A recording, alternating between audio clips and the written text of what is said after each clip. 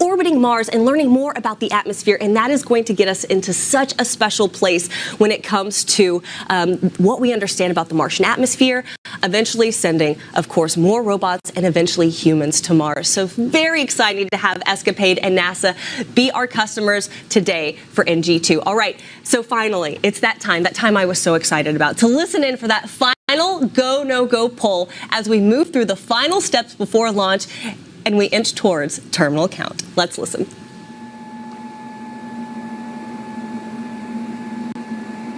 T-minus 359. TCS active. TCS active. AFSA safety timer started. AFSS safety timer started.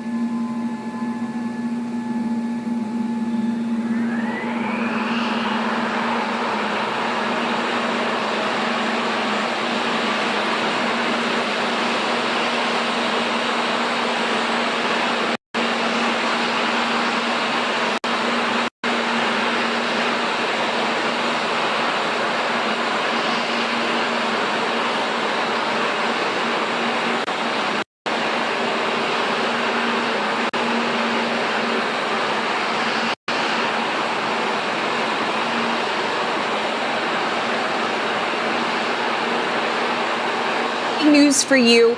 We are in terminal count. They did the final go, no-go poll. New Glenn is ready to launch, and we've transitioned into that terminal count. Now, from here on out, you'll be hearing from our flight ops, Patrick Moore. And from here, the vehicle is also running fully autonomously on software. So our engineers are hands-off. They've got their eyes on their screens, but the rocket is in control of itself at the moment. Yeah, right now they're continuing to condition the propellants on the second stage using chilled helium. You can tell the rocket is nice and cool. And this will continue for another minute or so and helps prep the liquid oxygen and liquid nitrogen that powers the BE-3Us. Liquid oxygen and liquid hydrogen. Sorry, that is for the upper stage. That's right. And then also on the first stage, we've got, hold on a second. There's Ken. Hello, Ken. They're ready for a rocket launch here at T-minus 2 minutes to go to launch. One interesting thing to watch here, a couple of things. One is that the 7 engines start in a stagger start. So we've got 3 of the engines that'll start, and then the other 4 engines that start just a second later. We want to make sure that we don't jostle the rocket or jostle the infrastructure too much. The other thing, the thing that you will visibly be able to see that we are go is when we start that big water. You see the big water tower on your left. That's right. We are going to flood the base of the launch pad with the water. It helps dampen the vibrations and the heat because, again, we want to make sure that we protect the launch pad, but also the rocket itself here. And a huge shout out, of course, to Van Horn, to Kent, to Huntsville, Alabama, and our friends here at Rocket Park. We are now, I have gotten the notification, we are on internal power. This is so exciting, Ariane. This is the moment. So that means we've transitioned from ground power to the vehicle's own internal power. We're getting really close here.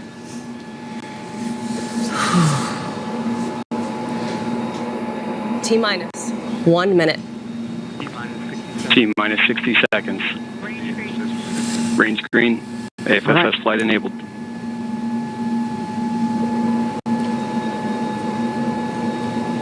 Hydraulics are started up on the forward and aft. That's right. You might start to see the engines gimbal a bit here. They're going to move back and forth. Make sure they are nice and clear. And we're going to wait here for the big water. Let's turn it back over to mission control. Let's light this candle. Go, New Glenn. T-minus 30 Now seconds. tell me the odds. Can't wait to see this booster back on Earth. GS1 hydraulics internal. GS1 at flight level. GS2 at flight level. Hold.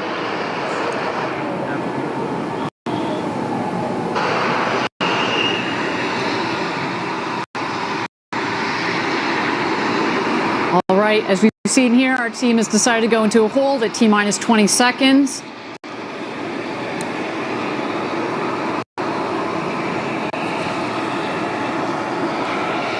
Let's wait to learn just a little bit more here.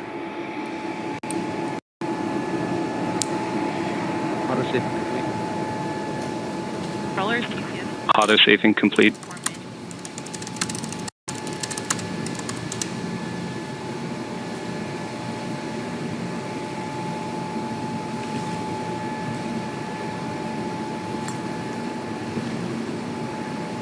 Thank you again, everybody. If you're just joining us, we are awaiting here NG2, the second mission of New Glenn. We're at T-minus 20 seconds.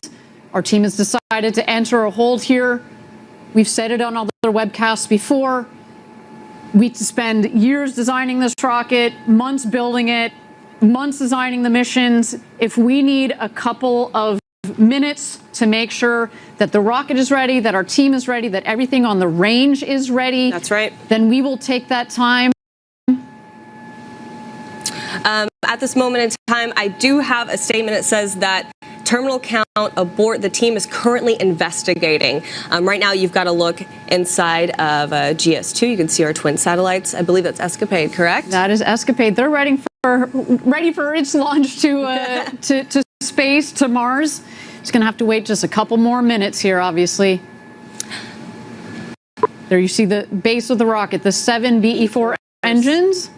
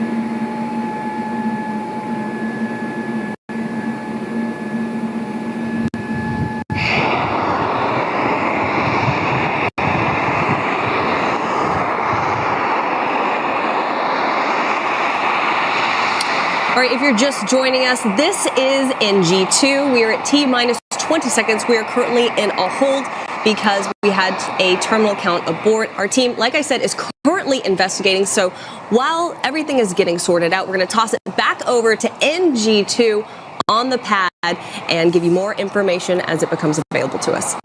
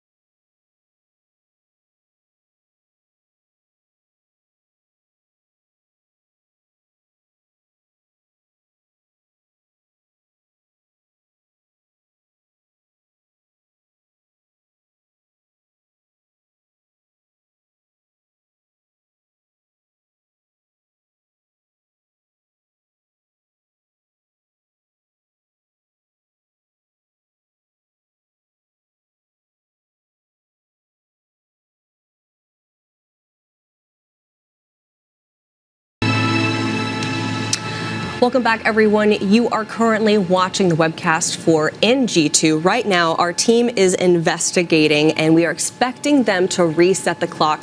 But in this moment, since we have a little bit of time, Ariane, I would like to take our focus and talk a little bit more about ESCAPADE and how it's going to help scientists learn more about the atmosphere on Mars.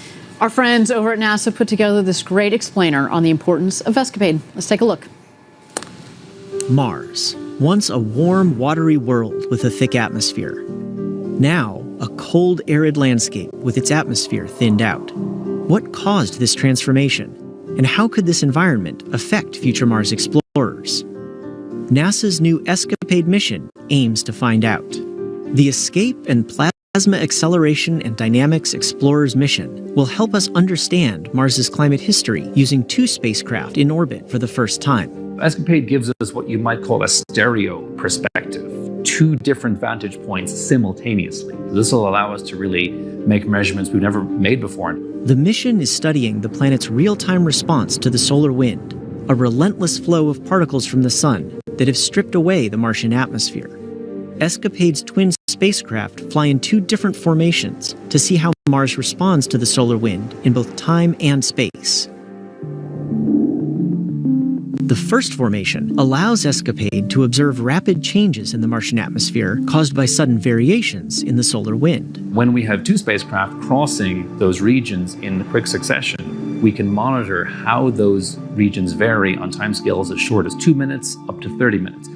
In the second formation, ESCAPADE will study both the solar wind and the upper atmosphere of Mars simultaneously for the very first time. We'll have 1 spacecraft in the solar wind so we can measure what's coming in, and then 1 spacecraft closer to Mars. This will help us understand the cause and effect of what's happening when space weather comes to Mars. ESCAPADE will also help us prepare to send human explorers to the Red Planet. For example, ESCAPADE will give scientists more details about Mars's upper atmosphere that future astronauts will use to send radio and navigation signals around the planet. ESCAPADE's work could also help keep future Mars explorers safe. The atmospheres can provide a shield that protect humans and other assets on the surface from things like solar radiation or intergalactic radiation. So it's important for us to understand how the atmosphere is changing. NASA's heliophysics fleet is looking at the sun's influence. And with ESCAPADE, we'll now have multi-point measurements at Mars, which will help us have a more comprehensive picture of what's happening throughout the solar system.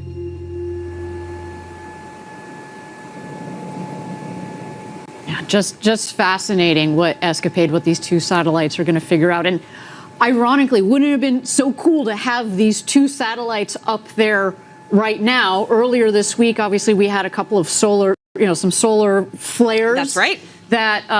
That came off of the sun, what we call coronal mass ejections, and it has just, we had to play it extra safe for our customers because it can, essentially, if you don't do it right, it can fry the electronics on the satellites, right? So if we had launched, and we were prepared to launch, if we had launched, but then put the satellites up there and then it can't deploy solar arrays, the computers don't turn on, you can't just go up there and pick up the satellite and repair them. Like, that's why those 2 beautiful satellites called Blue and Gold, GS2, after the UC Berkeley colors. So that is why we decided to take a little bit of time. But as I said, can you imagine what these 2 satellites would have been able to observe if they were already in, the Martian orbit? But for the future, they're going to be up there and doing, taking plenty of data in to be able to do analyses, of course, for our friends at NASA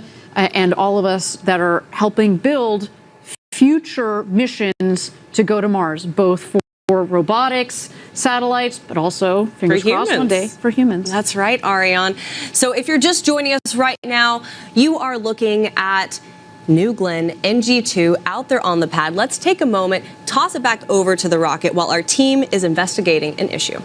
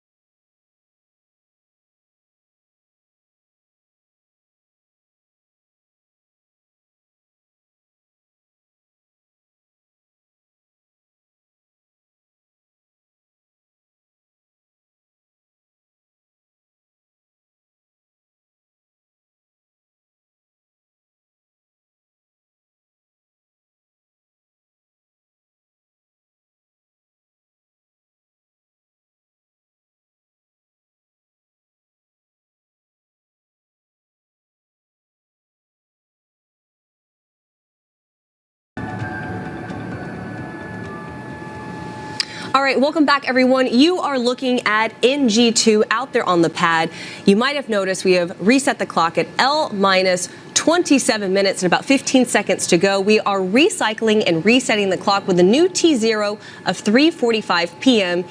Eastern Time. Now, while we have a little bit of time and you see New Glenn out on the pad in all of the New Glenn glory, that rocket is, we have to talk about what is sitting in GS2, and that is Escapade. Now, I actually had the opportunity and the honor to catch up with Dr. Joe Westlake to talk about solar weather effects and how that can affect satellites and what we can expect from the deployment of Escapade. Dr. Joe Westlake, heliophysicist at NASA. We are so honored to have you here with us in the studio. First off, let's talk about heliophysics. Yeah, so really excited to be here, really excited to see the Escapade launch go up, really jazzed. And heliophysics, right? So heliophysics is an interesting word. It's fascinating because, you know, one, it doesn't exist in the dictionary yet, which is really an interesting thing. We hit our slang era in heliophysics. Merriam-Webster actually just picked it up. But heliophysics is like the science of the sun and everything that it touches. So when we think about Escapade, folks would say, well, like, what does heliophysics have to do with some Mars mission? Why do we care about what the sun does to Mars?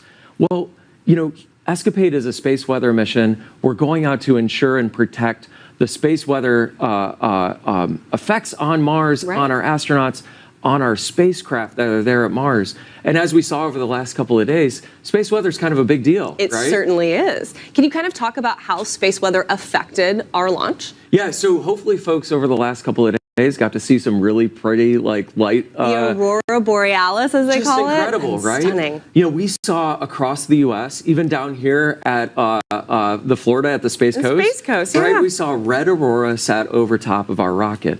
And that's really cool. Like, that's a pretty light show. But what that really means is that the magnetosphere is kind of angry, right? It's got a lot of energetic particles that have come in from the sun, right? A coronal mass ejection came in, multiple coronal mass ejections came in from the sun, and they pushed into our magnetosphere, creating, you know, space radiation that can cause issues for our spacecraft, which, of course, you know, in the early days of any mission, they're a little bit fragile, right? It's sort of early days. We want to get the solar arrays deployed. We want to get the mission up and ready to go and safely out to Mars. And those early activities are really critical for us. Certainly. So for people who don't know, tell me a little bit more about the heliophysics tied in to Escapade. Yeah, so, you know, when we go out to Mars, right, we're looking at how space weather, how the solar wind, how these coronal mass ejections and flares impact the Martian atmosphere, how they impact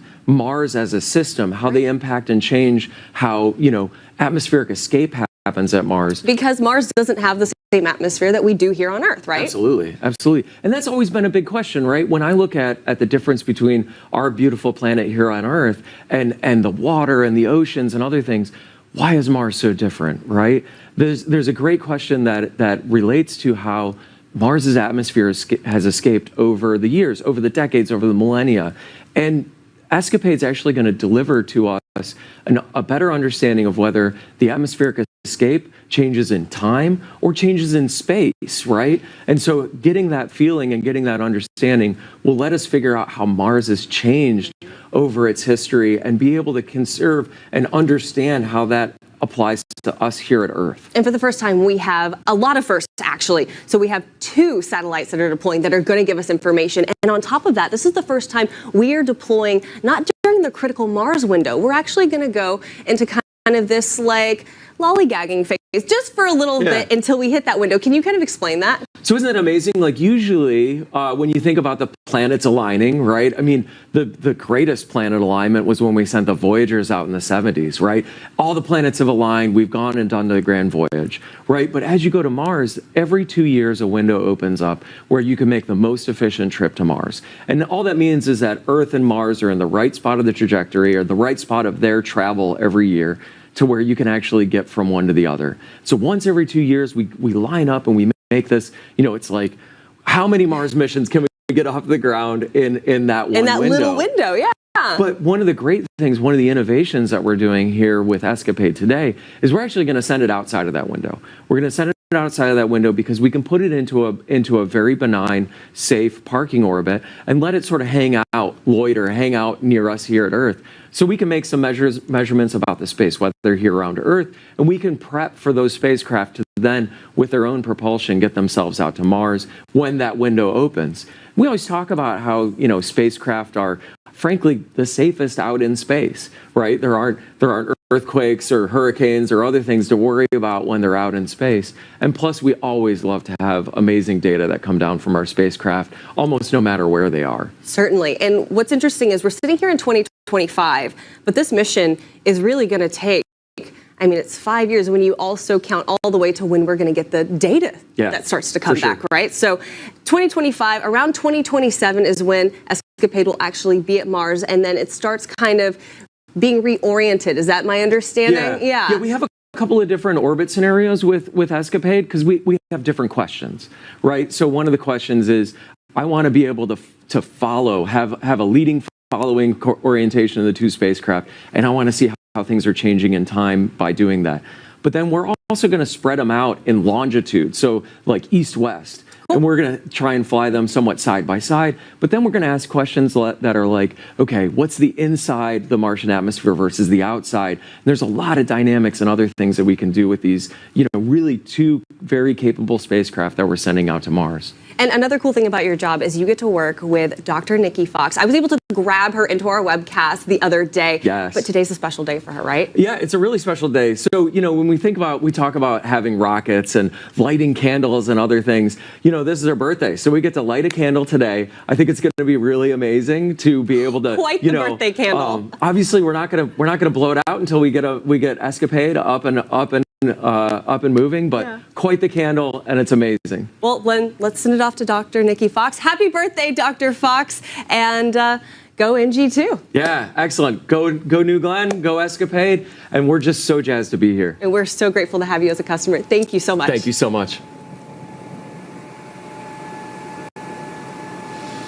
Heliophysicist, who knew? Not in the dictionary, and he gave us so much good information, of course, on why we're affected by essentially that solar weather. So right now, you are looking at New Glenn on the pad as we await the launch of NG2, L- about 20 minutes. But let's take it back over to our very own Eddie Seifert, who is with employees right here at Rocket Park at the best spot to watch New Glenn take to the skies. Eddie, how are things over there? Hey Tabitha, hey Ariane, we are on top of the world. That's certainly what it feels like on this momentous occasion. And you know, I changed up the view a little bit. Behind me, you see Lunar Plant 1. That's our newest building at Rocket Park. Now, Rocket Park sits on 250 acres of what used to be an orange grove. That was pre-2016. Since 2016, we've added 2.5 million square feet of production space. And our newest building, it's building the lunar landers that are going to help NASA and help Blue Origin return to the moon, this time to stay. And Eddie, I think we talked about this a little bit on our last webcast. That building behind you is massive. It's hard to tell because you're elevated yourself, but maybe you can talk a little bit to the scale of that building, as well as its location relative to other facilities here at Rocket Park. That's right, Ariane. If you're ever driving on Space Commerce Way, you'll see it. You'll see just how massive it is, right? If I'm standing on top of the world and that building's even taller, it's tall enough to house the 16-meter tall lunar lander, which is twice as big as the Mark 101 Pathfinder that we're going to launch to the moon later this year. When that lunar lander lands on the moon, it will be the largest lunar lander to have ever landed, and we're just going to get bigger from there. So we're very excited about Mark 1 later this year or early next year, and then Mark 2 to return humans to the moon, this time to stay. And you mentioned the co-location. So the fact that we can be co-located with New Glenn means that we can encapsulate that very large lander in the very large New Glenn fairing here on site, and then we can drive it out to our integration facility to essentially place it on top of the New Glenn vehicle, much like we have Escapade today. Eddie, thank you so much. Always so great to talk to Eddie because he can talk at hours and at length about anything to do with engines, with lunar, and of course, He's our hype man out there with everyone here at Rocket Park. Thank you again. If you didn't notice, on his shirt actually are little lunar landers as well. But right now, we're going to toss it over to New Glenn on the pad as we await the launch of NG2. And in about 30 seconds here, we're going to hear another go pulse. So let's go ahead and listen in.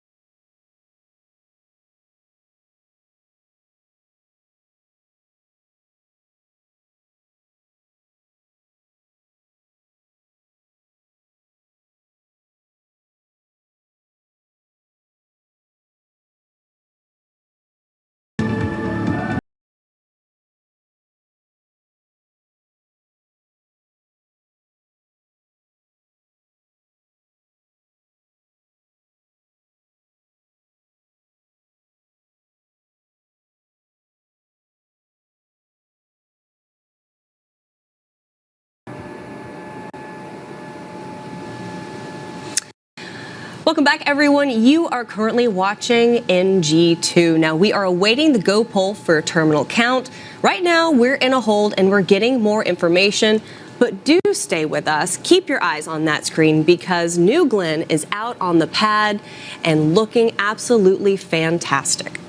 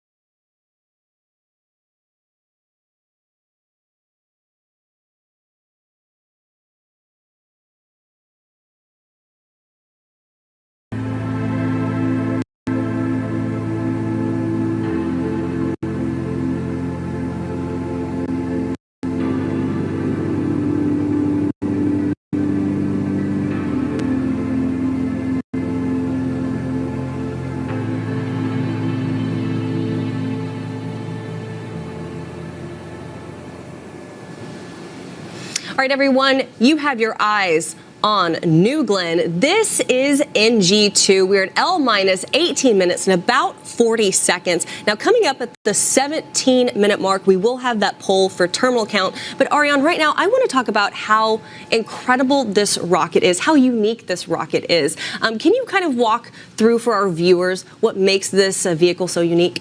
Sure. So it's a two-stage vehicle. If you were able to tune in on Sunday, you saw a little bit of this explanation. But basically, when you talk about a two-stage vehicle, all that means for those of you that are not rocket nerds like us is that we're just stacking a rocket on top of a rocket. GS1, Glenn Stage 1, is the one on the bottom. It pushes Glenn Stage 2, the rocket on the top. And then on top of Glenn Stage 2, GS2, you see that shroud in there. That's the payload fairing. In the payload fairing today are payloads, NASA's Escapade, the 2 satellites. But what makes this rocket so special? We're going to land the first stage. The first stage is reusable.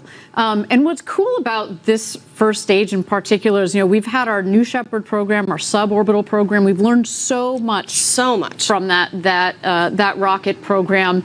And there's actually some interesting similarities between the two, but also some differences. Up here, you see that we've put we call them now the forward fins at the top. Those help with the directional capability. New Shepard also has those. But this one, we also have the strakes. We want to be able to essentially fly this rocket back home and relight the engines. So it's a beautiful rocket. I cannot see it do its thing this first time in just a couple of minutes here. I know, and at L minus 17 minutes, let's listen in for that go poll for terminal count.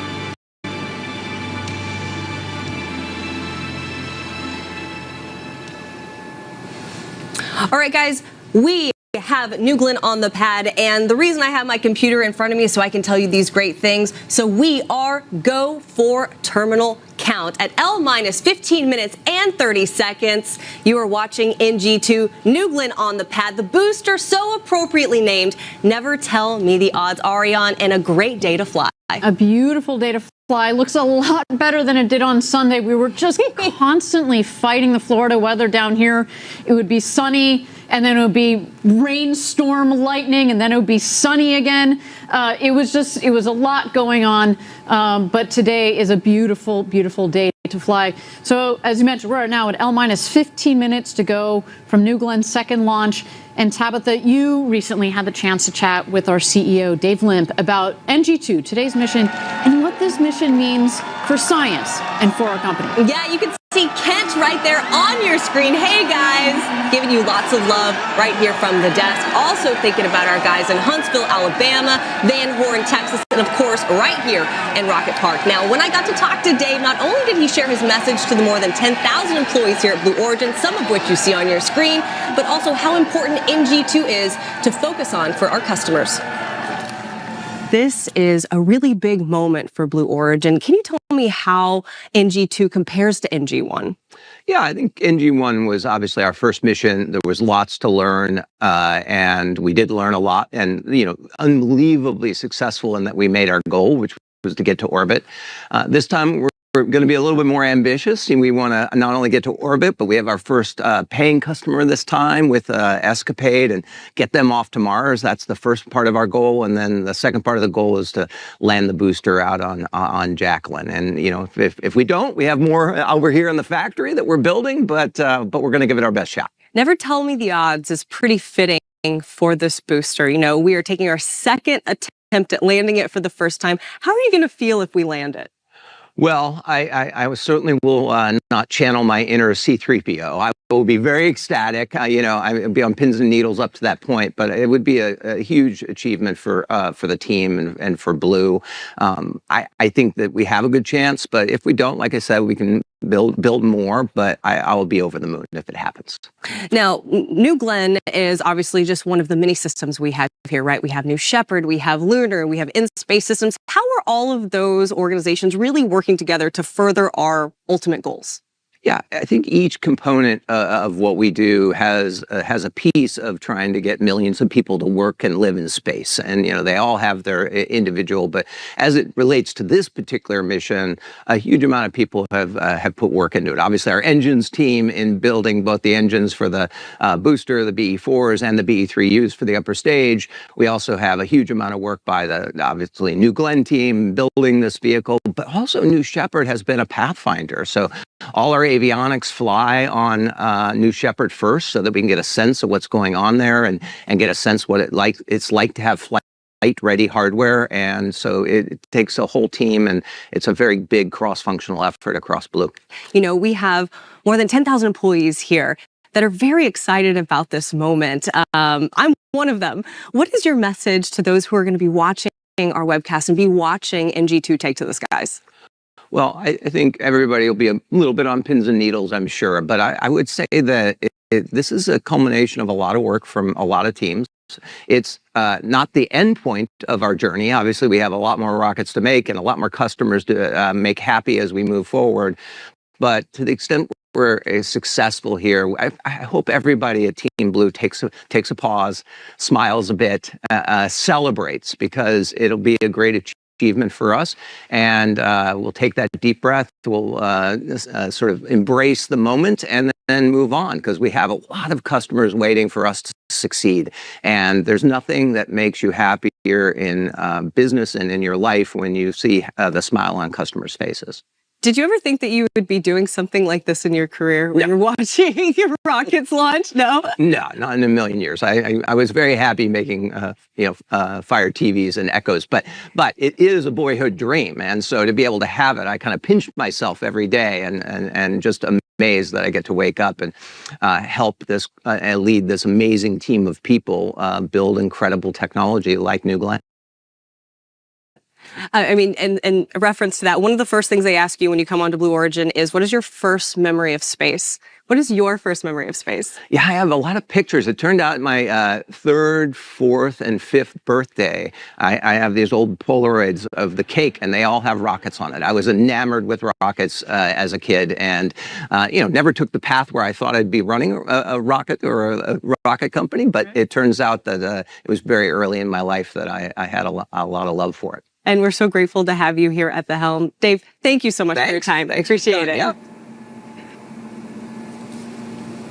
Obviously, so great to get to talk to Dave, especially when we're kind of on the edge of this historic moment. But like he said, no matter what happens today, we have lots of hardware behind us already in the works. And it's a great day for Blue Origin. And we're so proud of everyone who's been a part of Team Blue up until this point. Absolutely. And you can actually see the difference even between now, today and Sunday. They're getting ready to work on, looks like this one is going to be the next forward. We've got another forward. We've got another aft over here. So we've got a lot of rockets that are coming down the line. But we're just feeling pretty good about, cautiously optimistic. We know how difficult this is.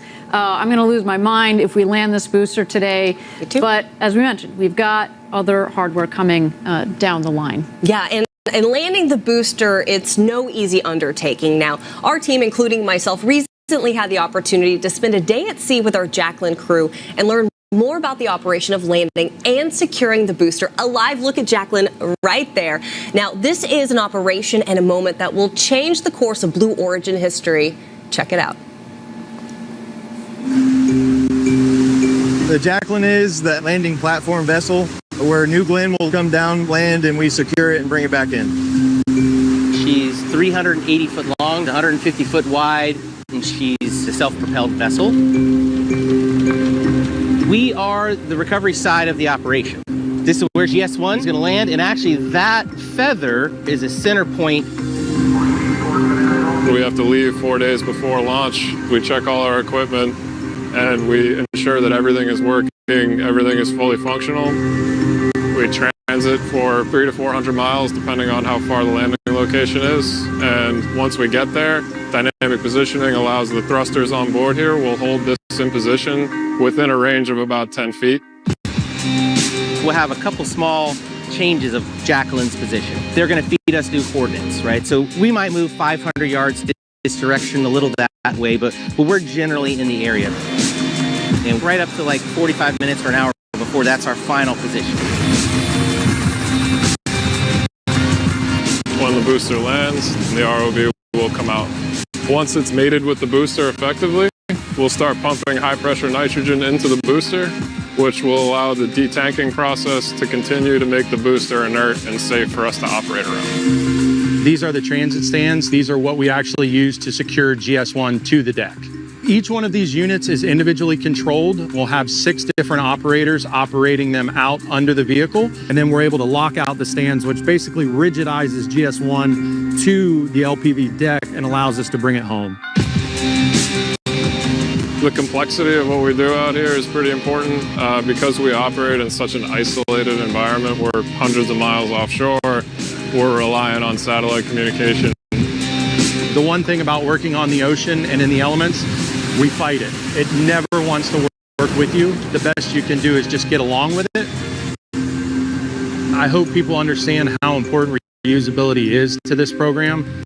Us being out here and allowing us to retrieve these vehicles and bring back and reuse them, we reduce the cost, we reduce pollution. My favorite part of being Team Blue is how everybody works together as a very cohesive group.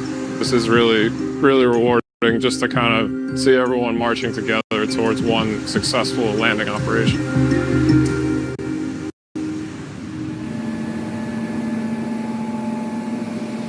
And you've got a live look right there of Jacqueline in all her glory. And Ariane, I have to tell you, what was so great about going out with that team is, of course, they go out for days, sometimes weeks, sometimes a multitude of weeks at a time, and they're eating, sleeping, playing cards together, but also they're going through the operations. And for someone who doesn't know, can you explain, Ariane, why it's so difficult to bring a first stage back to Earth? Well, let me just start with the basics. You have a 200-foot tall tower that has just been 120 kilometers up, and we're trying to hit a 150-foot by about 400-foot boat out there, and then the landing pad, as you see, is even smaller than that. Fun fact, the landing pad that you see there, the circle, is the same diameter as the landing pad for New Shepard. So to give you a sense, that's hard. So you've got this huge 200-foot tall tower that's coming in. We're going to slow it down with first a reentry burn, then we're going to do another burn to slow it down, and then we're just with 3 engines, then shut it down to just 1 engine. That's right. And we do have throttling capability on the first stage, and it'll come in for a nice soft landing, because if you think about it, it was full of fuel on the way up. When it comes down, it's essentially an empty fuel tank. So while it is heavy and very tall here, there's those engines right there. There are the 7 BE4 engines, and the center engine is the one that's going to be doing all the hard work as it comes in just in the last seconds there. And so you don't need as much power. We can pull back on the power for a nice soft landing. And when we do, it will be an extraordinary day. But we've talked about it. This is just the beginning. It really is. We will bring this rocket back, we'll refurbish it, we'll examine it. We've got all sorts of thoughts on what we're going to need to do to refurbish the vehicle, but our whole game plan, launch, land, repeat, is to be able to flip this rocket around and fly it again very shortly here. I should say with New Shepard, we landed the first time in November of 2015. And here we are 10 years later. And here we are, well, 10 years later, yeah, but it only took us about 2 months to flip around the first rocket that had ever gone to space and back. So we've got kind of same time scales that we're thinking here. It's not going to, we want to go fast on this. And if you're taking a look at your screen, you see New Glenn on the pad, and on the upper right-hand corner, you see L minus 4 minutes and about 6 seconds. That's going to change to a T minus any moment, and that is really when the vehicle itself is starting to run on its own. We're going to start being able to hear our mission ops, Patrick Moore. AFSS timer enabled.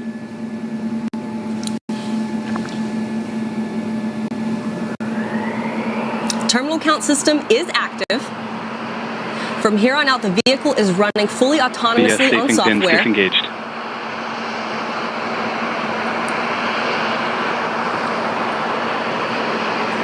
T minus 330. Rapid retract armed. Magic charge initiated.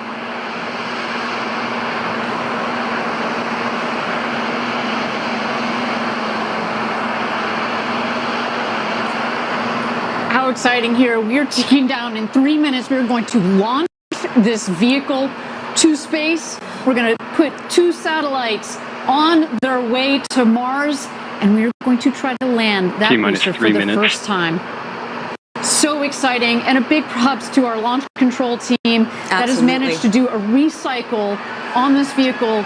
We want to fly today, Tabitha. Oh, there are the cheers. Yes, the energy is palpable. Our launch director, Megan Lewis, she's in the control room now. I know this is an exciting moment from her. There we have employees from all across the United States. This is Huntsville, Alabama. Big shout out to our teams there. And of course, GS1 pre-press HQ, start. Ken Washington, we see you. Washington. All right, rocket going through its last motions here, making sure the tanks are pressurized to their proper flight levels. That's right.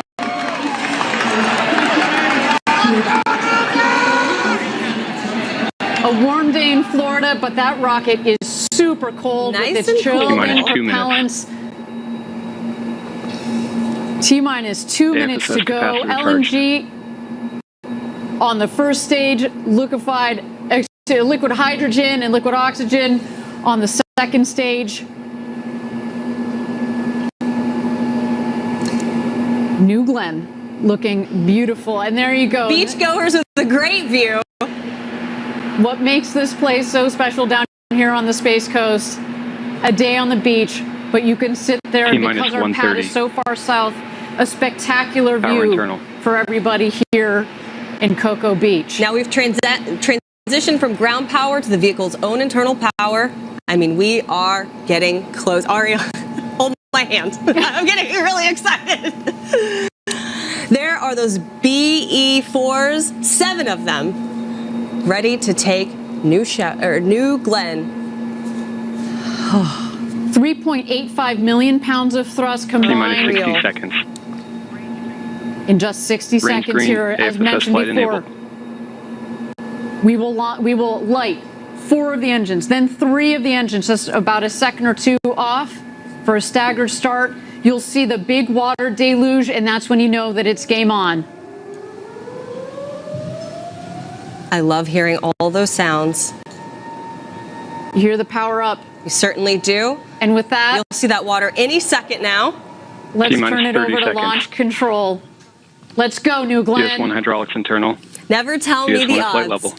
GS2 at flight level.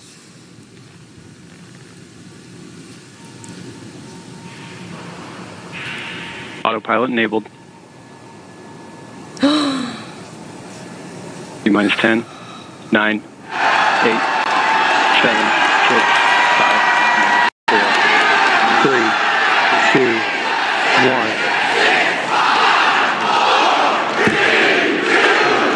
Lift up, effective. Close motion.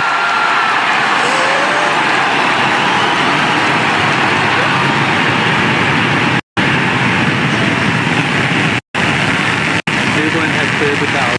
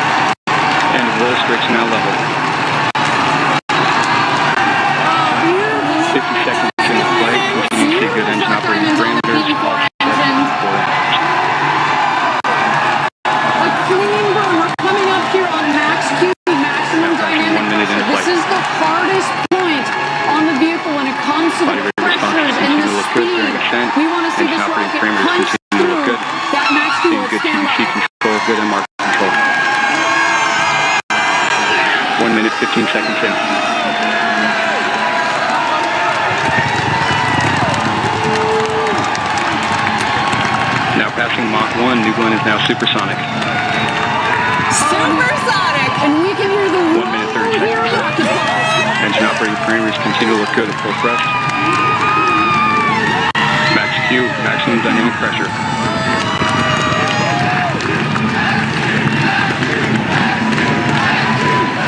1 minute 45 seconds in. All 7 V4 engines continue to look good. Body rate's nominal. Seeing good control on MR and TBC. Acceleration profile nominal. Now passing 2 minutes into flight. BE4 is unreal.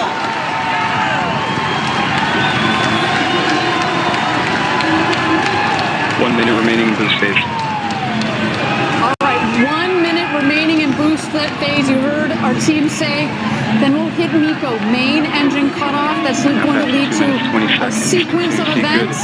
We'll separate the first stage from the second, and that's when the first stage is going to begin its journey back home. We're going to see if we can land the booster separately. Of course, we will get the second stage off and going with the NASA ESCAPADE satellites on board on their way to Mars. Trajectory continues to look good, seeing good data quality coming down from the vehicle. Body rate response Great to hear that. Good data quality. All 7 engines continue looking to look nominal. Next up, MECO, which is main engine cutoff.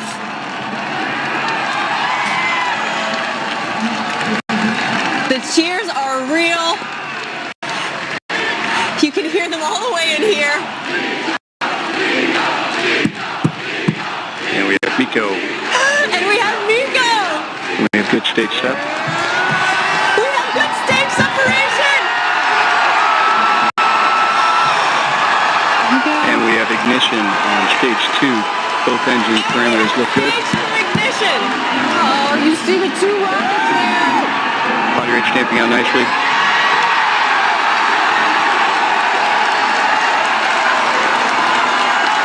Both B3U engines look good at the high thrust set point. Body rate responses look good. 3 minutes, 43 seconds into flight. Look at that view.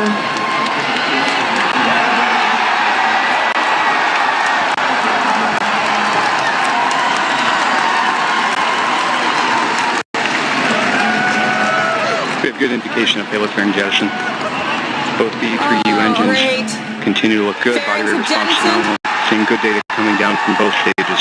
Great data. We're 4 minutes into NG2.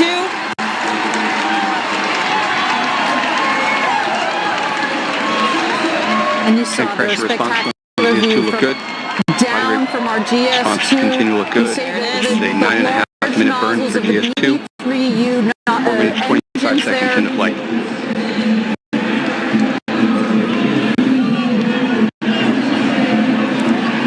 Wow. All right, at 9 minutes is when we're expecting the first stage to touch down on Jacqueline.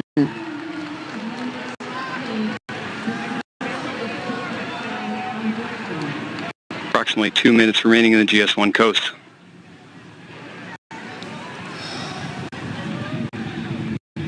Thank you again, everybody, for joining us for NG2. So far, a nominal mission. GS2 is now 320 kilometers downrange, traveling at 2.8 kilometers per second.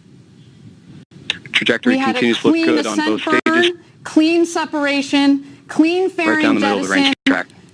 Engine operating parameters on GS2 look good. It sounds like our GS2 is having a beautiful ride. The NASA ESCAPADE satellites are exposed to space right now. And we've got GS1 coming down for landing GS2 body at rate T nominal. plus 9 minutes.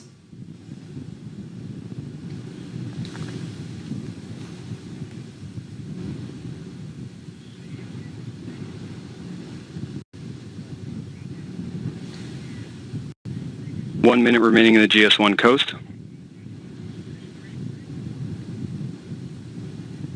Continue to see good data coming down from both GS1 and GS2. Body rates on both stages look good. The B3U engines look good. Everything looking good, looking nominal. Seeing good TVC and MR Ariane, this control moment on coming up GS2. is an important one. Trajectory It is. continues We're going to look good. We're going to relight the BE4 engines for the reentry Body burn. rates nulling out on GS1. The exo turn is complete.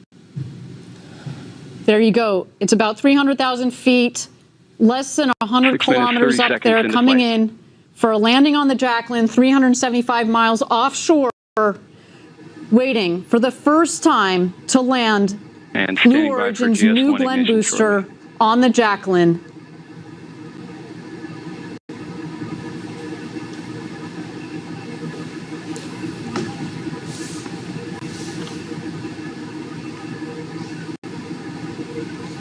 Continue to see body rates on GS1.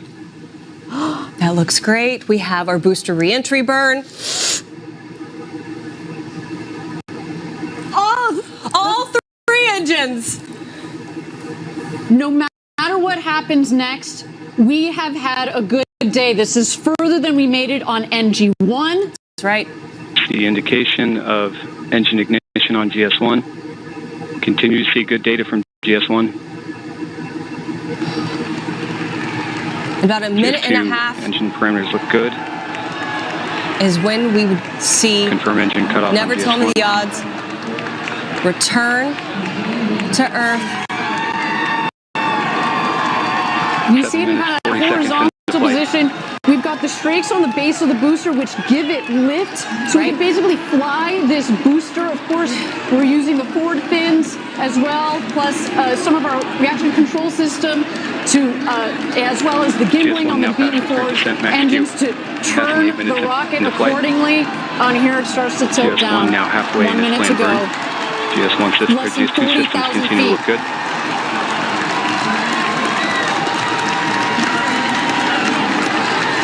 GS2 throttle down complete.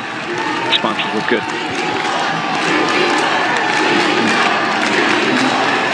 Eight minutes, 20 seconds in flight.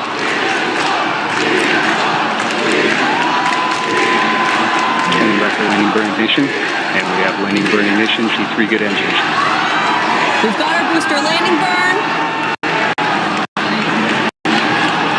Engine control looks good. Of course those quads are there. 8 minutes, 43 seconds. Legs deployed.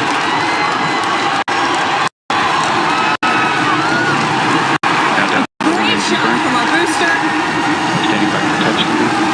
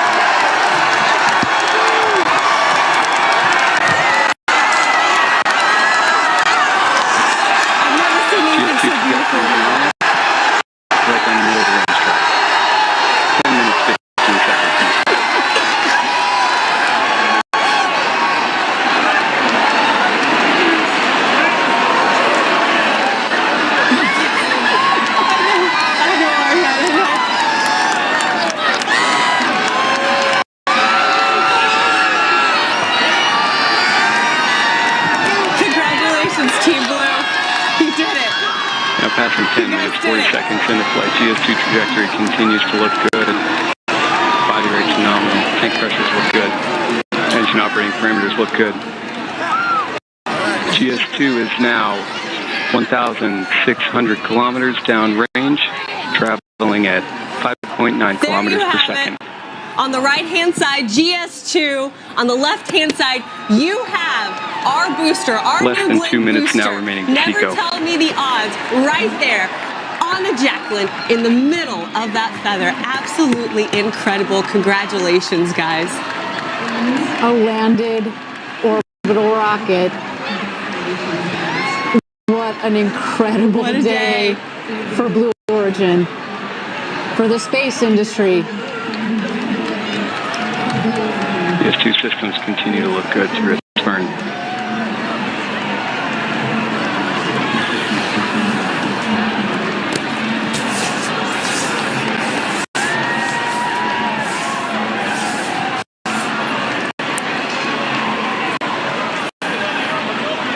I'm speechless, which is rare for me. Approximately 1 minute remaining in the burn. GS2 continues, of course, on a nominal path. On a nominal path. I need a second to catch my DS2 body rates remain stable. I think I hurt my hand banging on the table too much. This is incredible. PVC and MR. Tank pressures are nominal. Bottle pressures are stable. Oh, I'm getting word they're going to replay the landing. That's something so good, you got to watch it twice.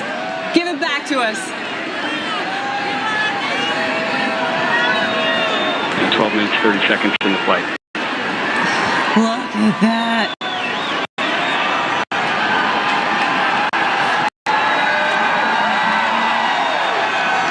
Beautiful. Standing by for Chico 1 shortly. Landing. Perfect. Of the first stage of New Glenn with the one central BE4. Let's wait here for our second stage. It's going to cut off its engine. It's done its first burn. NVS Seco GS2 engine cutoff. Seco 1. Yeah. Seco 1 is confirmed. GS2 right down the track. Damping out nice. Currently in the coast phase. We have one for two so far on our two objectives for our second mission of New Glenn. We have landed the booster for the first time ever. And next up, in about 20 minutes here, we are going to separate the blue and gold satellites of NASA's Escapade mission. Of course, the most important thing of any launch is making sure you get where they need to go. And there's our team in Ken. Hey guys! That's right. Oh, I see the celebration. Huntsville, thank you. Thank you for those beautiful engines. GS2 systems are operating nominally as the vehicle is in its first We phase. love you too, Huntsville.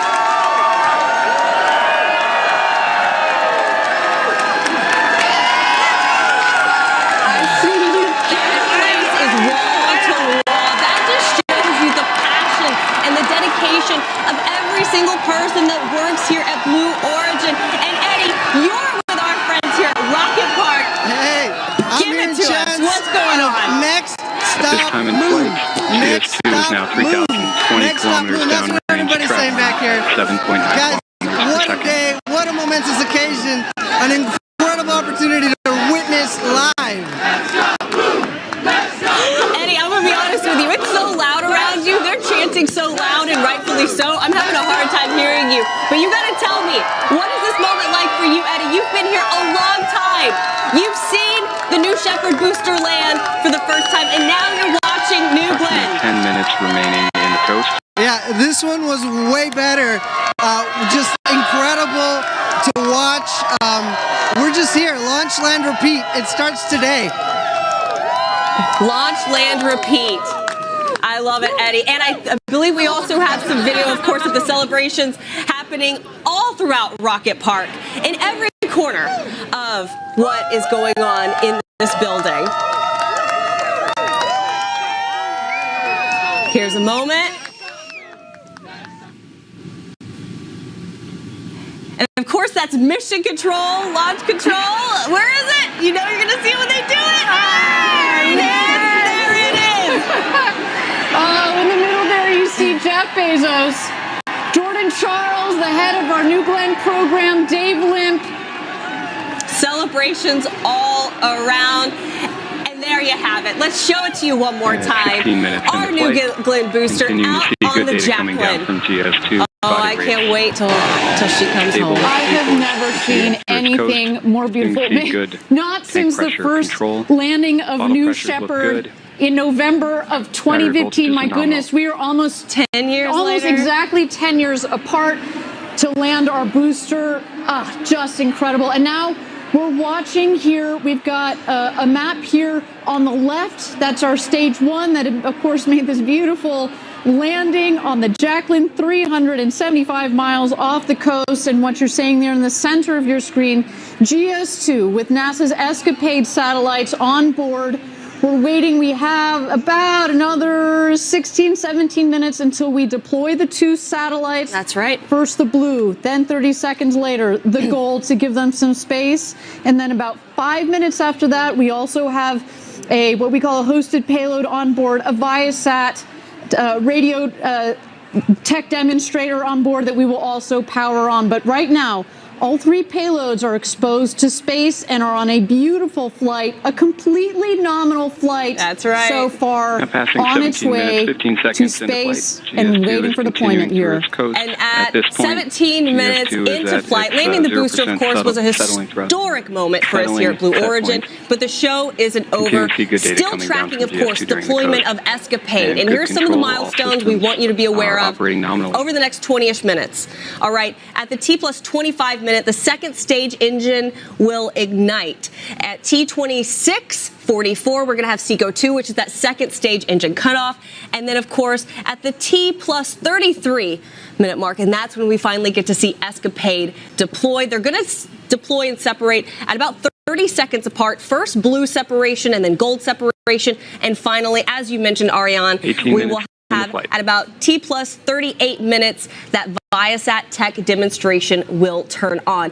But we have got one accomplishment under our belt, and as we await the second one with our mission today, I got the chance to actually catch up with Dr. Shannon Curry. Now, she's a project scientist on Escapade, and she explains how long it took to get to this point with Escapade and what this moment means for their missions. Approximately 6.5 minutes remaining in the coast. These 2 body rates have remained stable throughout the coast and continue to see good data coming down from the vehicle.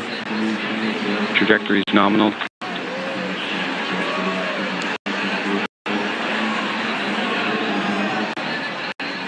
Shannon, can you kind of explain how Escapade really encapsulates the past, the present, and the future?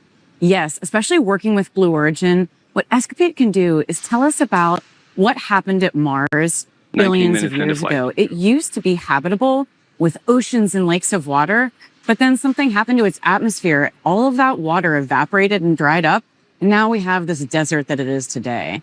And that brings us to today, which is that if we understand Mars's atmosphere and what it's doing, we can help protect future assets, especially not just robots landing on the surface, knowing how they enter that atmosphere safely, but it's not an if, it's a when humans actually go to Mars. And that brings us to our future.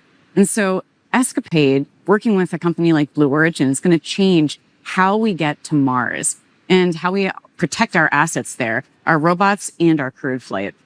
What is the most exciting part about being a part of this project for you? So the thing I'm the most excited about is that this is going to change how we go to Mars.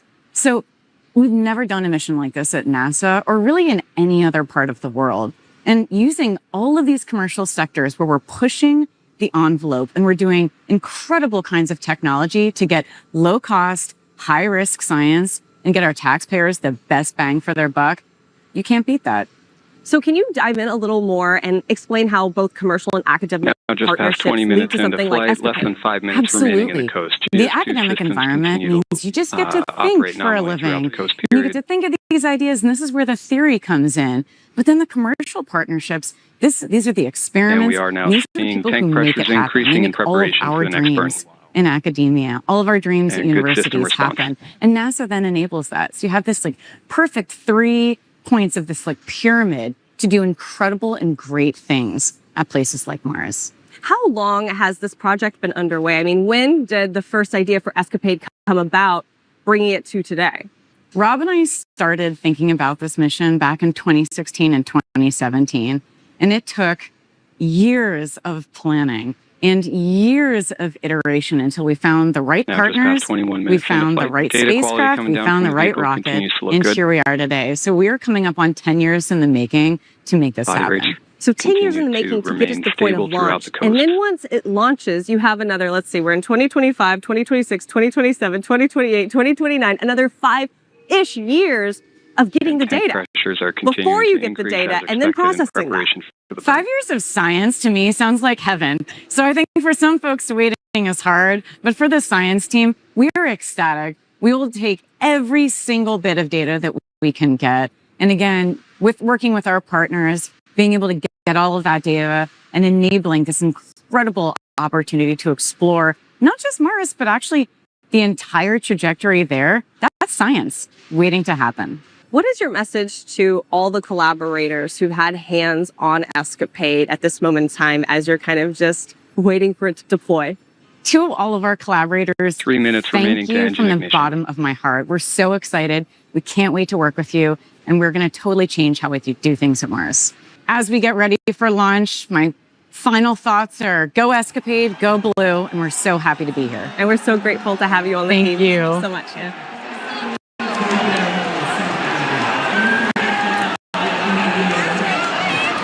Of course, so great to be able to hear from Dr. Shannon Curry. The booster there, though, on the pad. It is a moment we are still kind of taking in and processing. Ariane, you and I buzzing. I'm excited, speechless. I am trembling. My jaw is still on the desk here. An incredible day.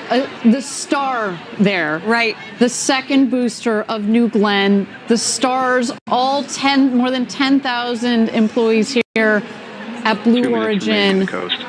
If you guys aren't as in shock as I am, this team has done an incredible job.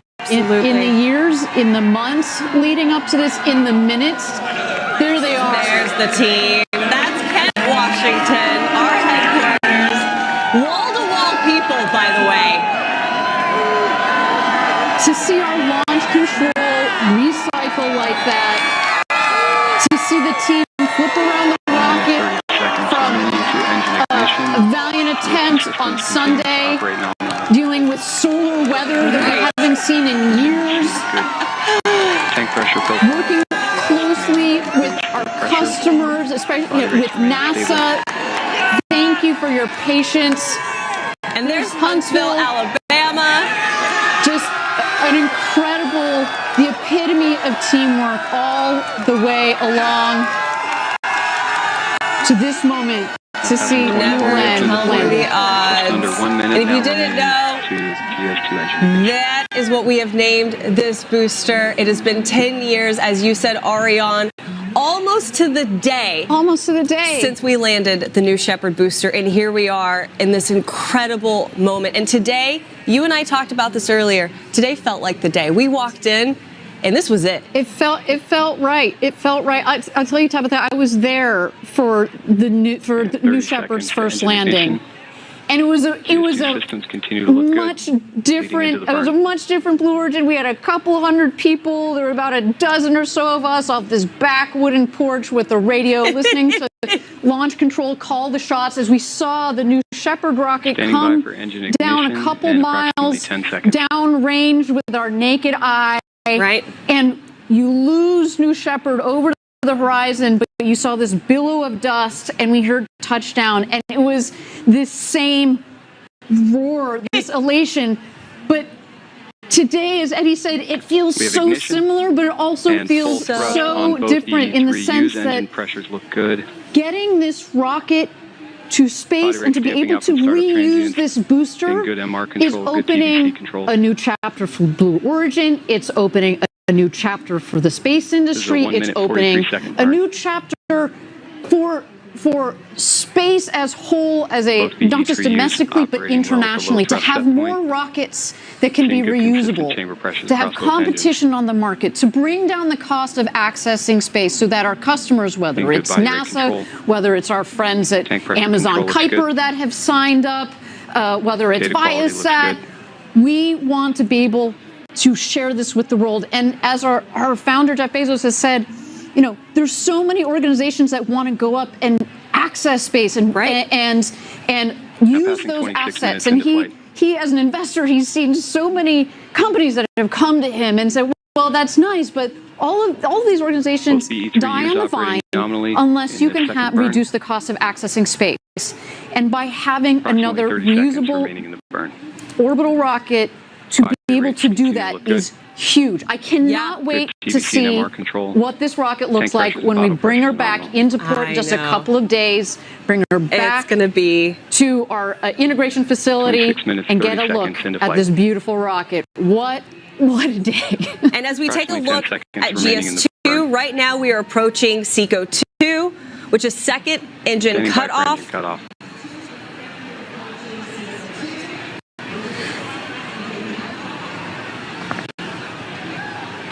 And we have SECO. Good SECO is confirmed. So we have a map for you on your screen, but soon we should be back and able to communicate with our ground stations, and we would have a picture for you. Right now, we are under 10 minutes until we're able to deploy Escapade.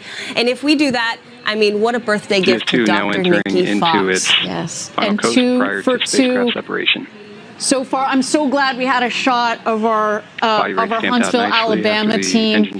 They have built beautiful engines, the 7 BE4 engines that performed so wonderfully on the first stage. And now, as we have heard, the 2 BE3U engines up in space had 2 clean burns, giving the Escapade satellites a wonderful ride to where they need to go, setting them up on their trajectory to make it to Mars. And you know what? While we wait for this epic moment coming up with Escapade, let's send it back over to Eddie Seifert with our crew here at Rocket Park. Eddie, I know the celebrations have already started, but of course, the show isn't over. We are awaiting the deployment of Escapade. How are you feeling? How are they feeling? All operating nominally. Is everyone I know pretty excited about making mission number 1 check and mission number 2 coming up?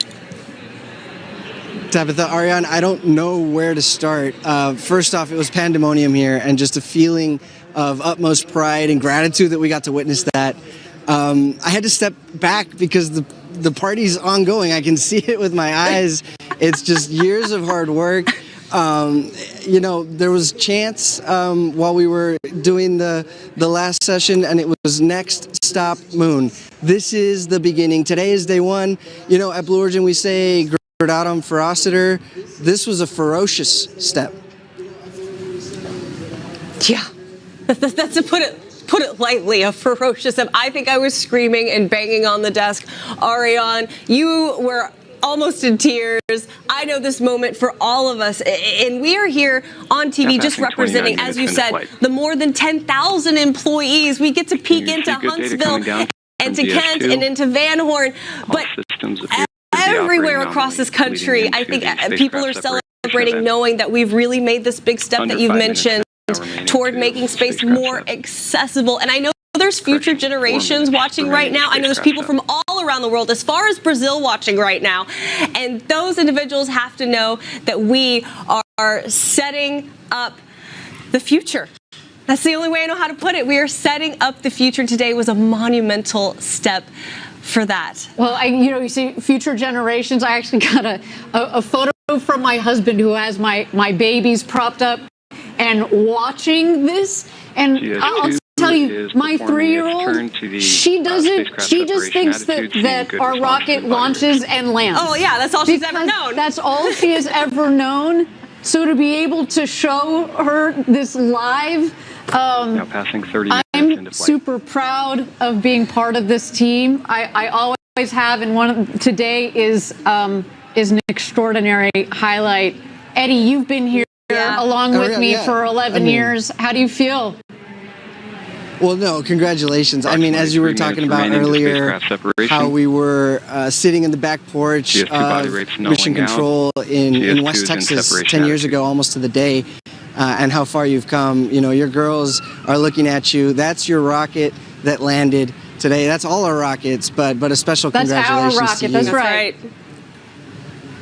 No, there's so many reflections that, you know, go ahead. Oh, I was just going to say, you're right. You know, it's our rocket. It's such something that just brings our team together. I know we can't turn the camera around. I can't imagine why. But how are those celebrations still looking? How many people would you imagine are up there with you?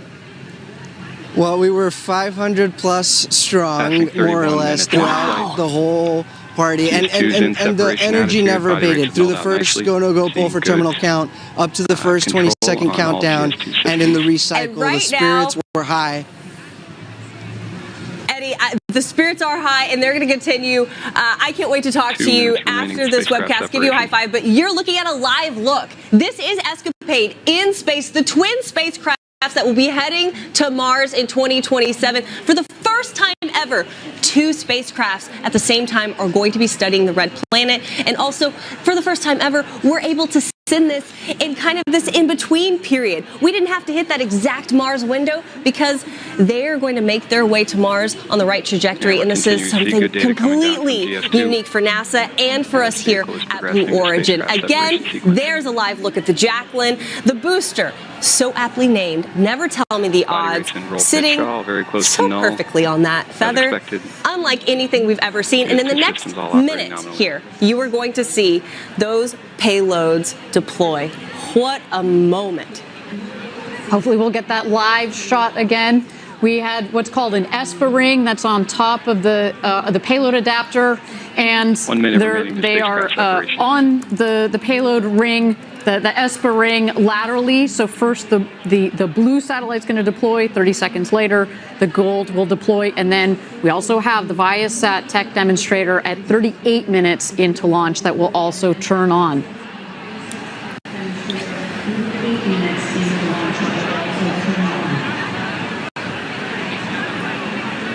Yes, you can follow along right here on your screen.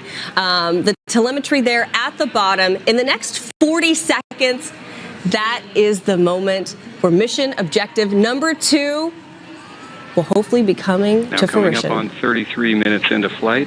We're standing by for spacecraft 1 SEP shortly. Vehicle body rates are remaining stable leading into the separation event.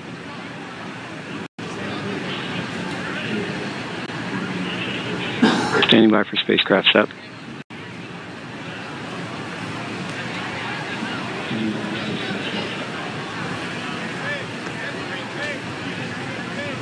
And we have good indication of Escapade Blue spacecraft separation. We do have payload separation confirmed. Go Blue. Second payload coming up, as we mentioned. Just about a couple of seconds more here. Standing by for spacecraft 2 SEP. Oh, beautiful live shot from over 700 miles in space. Confirmed. And gold has separated. Congratulations, Escapade. Both blue and gold have successfully deployed. We have successfully landed the booster, and we have successfully deployed both the blue and gold satellites for Escapade. 2 for 2. There goes our robotic vehicle that is securing the GS-1 onto the Jacqueline. That's right. Absolutely spectacular. Escapade, you are headed to Mars.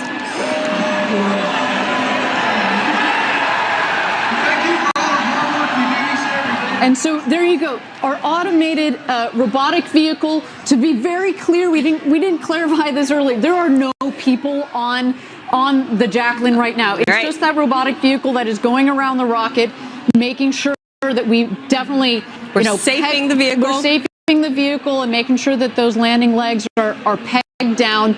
The seas are nice and calm today. It was a rough ride the last couple of days out there. But of course, we want to make sure that our 200-foot-tall rocket out there on the Jacqueline is nice and there it goes, is nice and stable. And shortly after, we will of course have the Harvey Stone, which is the boat that has our team out there. They will approach the Jacqueline, and we will put our team up there as well as soon as the rocket is stable, we want to make sure, of course, that it's essentially neutralized, make sure the propellants are nice and stable, if not completely purged from the system, as well as have a stable rocket out there. Safety is number one. But Tabitha, we are 2 for 2 on today's mission. NG2, a historic day for New Glenn and Blue Origin. I keep telling you, I'm speechless, and I really am. It has been such an epic day. In about, goodness, a couple of minutes here, also that Viasat demonstrator will turn on. That's an exciting thing. That's a payload kind of hitching a ride with our friends at NASA. And it's just been so great to work with so many customers and to also show the world that, hey, we're here. We're in the game. We have a reusable booster, and this is just the beginning. No, and we said it on the last webcast. We've got NASA Escapade, but of course there are other organizations, UC Berkeley, Advanced Space, Rocket Labs that have been part of that mission. But we've also got Viasat being one of the foremost satellite operators in the world. And these organizations took a chance on us. They did. We get it. It was a new rocket. It had not flown when we signed with them. This means a lot to us that you have put your technology, your babies in our hands on top of this rocket. You trusted our team. You trusted our method. We got you there. And we cannot wait to take our other signed customers as well as our other future to-be signed customers. We are open for business, baby. On New Glenn. A new day, a new chapter has just opened for, as we said, Blue Origin, but also the space industry. Would you say a new era? Would you say a new era? It's a new era. This is it. It's a new era. And as we said, at the T plus about 38-minute mark, which is happening here in the next 20-ish seconds, that's when the Viasat demonstrator should be turning on. But not to worry, if we don't get an immediate signal, that is totally okay, because that just means it's not connecting to the ground system. They wait about another hour and then they try again. So some exciting stuff. And then just to know that we were a part of a payload going to Mars that we're going to be getting data from that is going to tell us so much more about the Red Planet. For us to send future humans to the Red Planet, how epic is that? Today was the first day in at least a 5-year mission. Yeah, no, we're going to be soaking this in for another 5 years. The power of this mission. We're gonna feel it. It's not just something that's up and back. 30 seconds to CSP turn on. It is something that's up and back. I take that back. Look at that rocket. That rocket is up and back. But the other objective, of course, are payloads with NASA Escapade. We'll be working hard for us and working hard for NASA. Yeah, and right now, there you have it. There is New Glenn out on the Jacqueline, right in the middle of the feather. Our ROV is currently helping safe the vehicle. And I mentioned with you, I got to go out on the Jacqueline and they explain the operations. This is just step 1. Then they're going to be able to go and secure all of those landing legs. And then once everything is good to go, a crew can come right back on the Jacqueline and get ready to bring it back here to Cape Canaveral. And I mentioned this. Oh wait, I just heard CSP has powered on. Viasat has powered on. It has made connection. That's a bonus. That's 3 for 3. 3 for 3. A great day for our customers, and that is really, really important. And you see our we've talked about our robotic vehicle that is down there. Right. We mentioned it at the beginning of the webcast. That landing pad is the same, has the same diameter, the landing zone, as New Shepard. I know, New Shepard. And it's only 150 feet wide. So it's about 400 feet long, Jacqueline is, and 150 feet wide. I want you to imagine landing a skyscraper on something that is that size. Incredible. Oh, and then there you have it. There is, of course, we're continuing to monitor GS2, but now we know Escapade is deployed, Viasat is working. So with that, it has been an incredible, a fantastic. I don't know if there's enough words for me to say about what this day means for everyone here at Blue, for the space industry, for New Glenn, and for Escapade. Just wow. Yeah. I mean, let's take a moment to reflect on the key moments of today's mission. Yeah. We not only met our mission objectives today, we exceeded them. That's right. Some of those, just to call them out. We had a clean liftoff. The 7 BE-4 engines, they burn that beautiful blue LNG. I wish we could say that we planned it like that, but no, we use the LNG because it's beautiful. It works really well on these BE-4s. Good launch vehicle data through stage the CSP separation. System. The two stages separated. We then had the second stage that made a nice clean burn to get our payloads into orbit. We safely delivered the payloads.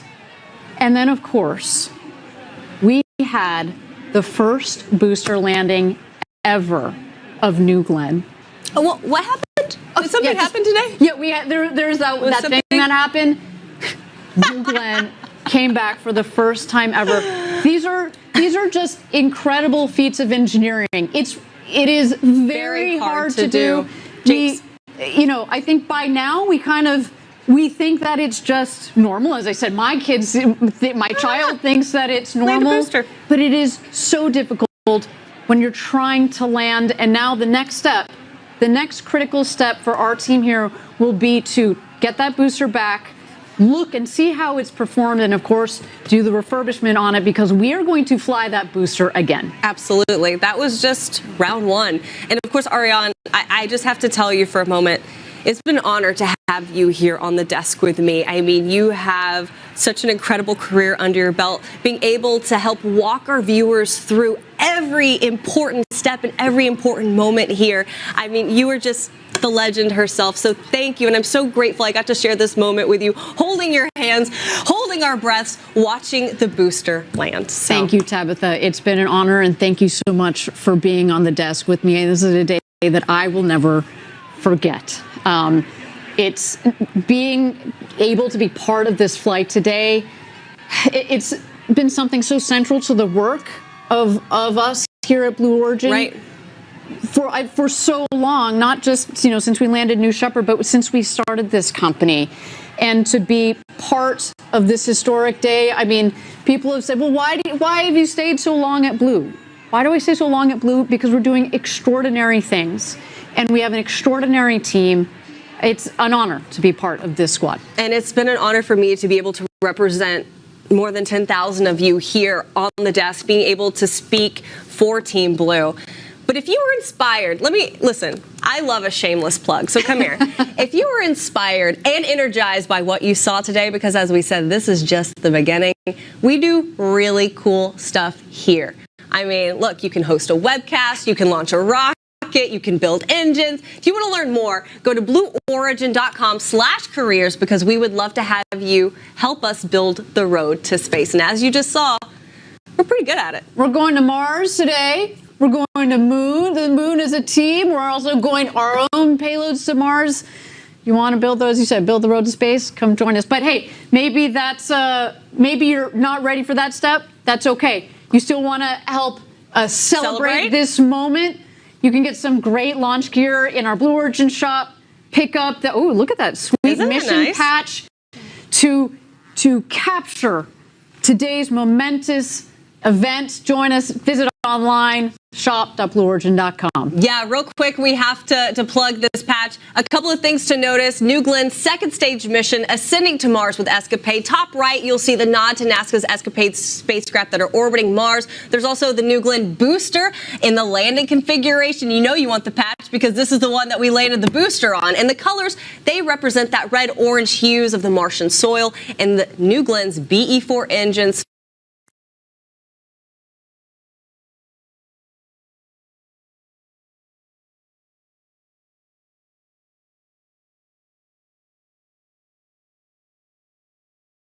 historic launch. You too were part of today's history. And to the many people at Blue Origin who have spent years designing this rocket, building this rocket, testing it, getting it ready for today, we want to say thank you to you. We also want to say thank you to the FAA and to the range down here in Florida for supporting us, to the state of Florida, from the governor on down. Thank you. You are part of this team as well. This is going to conclude our second mission for New Glenn. The next era of space flight at Blue Origin is upon us. It feels so good to say that. Once again, my name is Tabitha Lipkin. For myself, Ariane Cornell, Eddie Seifert, and every single person here at Blue Origin, more than 10,000 employees, we want to say thank you, and we are going to see you on the next launch. Welcome to the next era for Blue Origin. Until next time, stay cool and Gradatum for Rossiter.